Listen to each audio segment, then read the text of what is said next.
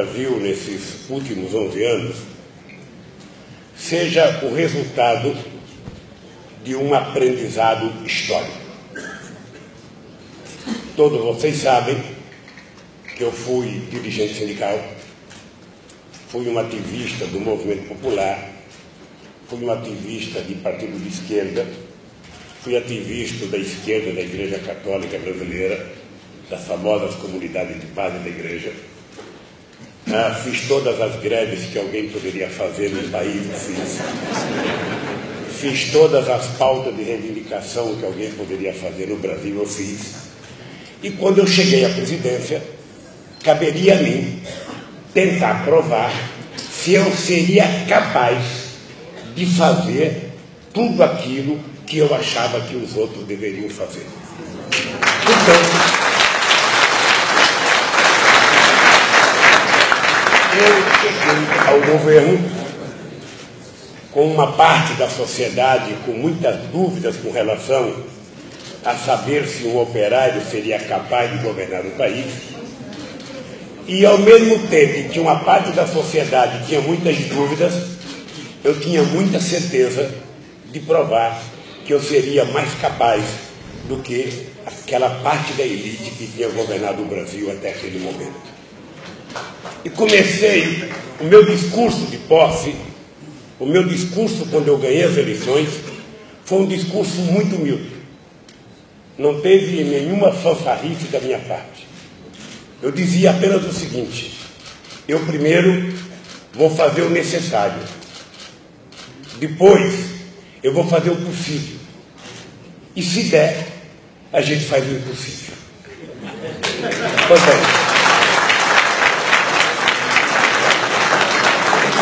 E eu dizia que se ao terminar o meu mandato, cada brasileiro ou cada brasileira estivesse tomando um café de manhã, estivesse almoçando e estivesse jantando, eu já teria realizado a obra da minha vida. Vocês percebem que eu não pensava muito grande. Eu tinha um pensamento daquilo que era o mais próximo de mim. E eu trazia na minha vida a experiência de um retirante nordestino, sou de Pernambuco, sabe, que passou fome. E eu sabia que todas as pessoas podem esperar qualquer coisa. Agora, quem tem fome não pode esperar. Quem tem fome não pode esperar. As Forças Armadas podem esperar o orçamento do ano seguinte, sabe?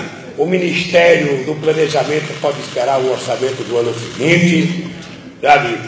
Qualquer um pode esperar, o pobre não pode esperar. É sagrado a gente colocar ele como tarefa obrigatória. Porque o pobre, ele não está no partido político, ele não está no sindicato. Eu teve um tempo que eu acreditava que a fome, sabe, eu dizia, o pobre tem que passar fome para aprender. E quando eu fui criando consciência, eu fui aprendendo que a fome não leva um homem à revolução. A fome leva um homem à submissão. E o faminto não tem força para brigar. Para que essa política pudesse dar certo,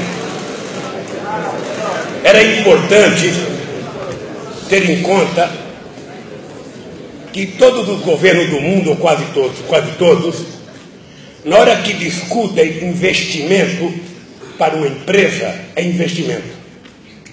Na hora que discute investimento para qualquer coisa, dinheiro para qualquer setor, é investimento. Quando se trata de discutir as coisas do pobre, é gasto.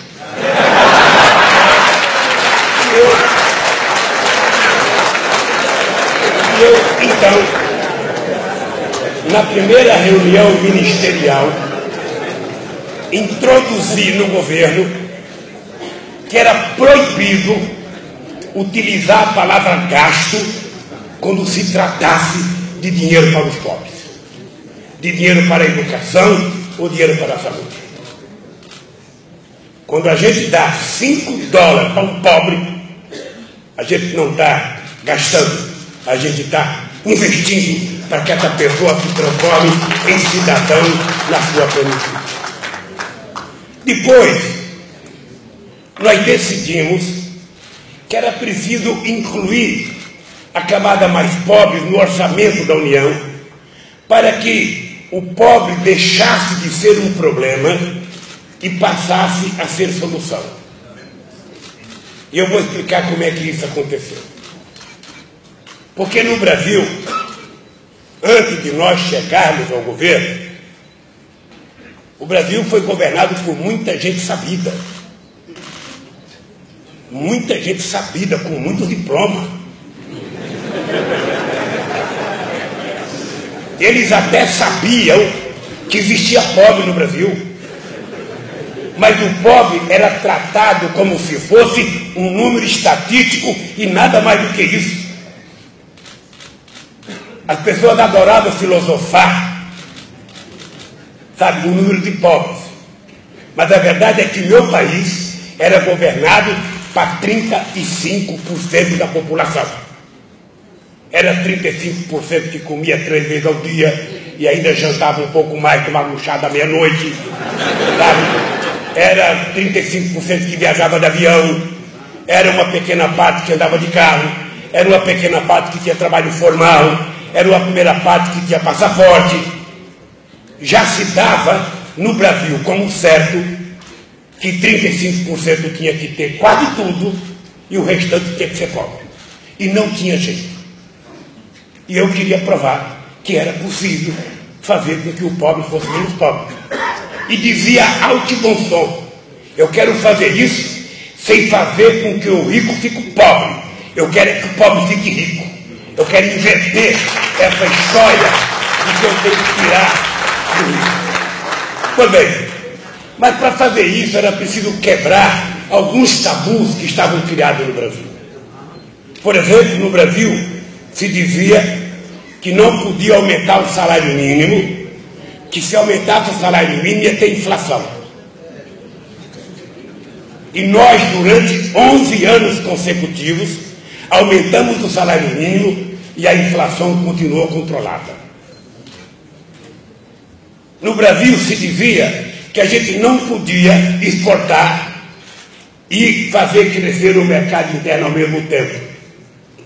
Nós aumentamos 4 vezes as exportações e fizemos uma revolução no mercado interno brasileiro. E por que essas coisas aconteceram? E por que os outros não fizeram? É porque não basta receber um número, sabe, que tem pobre no país. É preciso colocá-los na agenda diária das nossas discussões. E eu dizia, quando é que o pobre vai deixar de ser pobre? É quando ele deixar de ser um problema social e passar a ser um problema político. Quando é que ele deixa de ser um problema social e passa a ser um problema político? É quando ele deixa de ser um ser passivo e passa a ser um ser ativo. Quando passa ou ele que está, ou alguém que está por ele. Porque o pobre, ele não quer mais gritar que está com fome. Ele quer comer. É mais importante do que gritar que está com fome. Então o que nós fizemos no Brasil foi exatamente isso, mudar uma série de conceitos e compreensões que se tinha da parte mais pobre do Brasil. E fizemos algumas coisas que vocês vão compreender.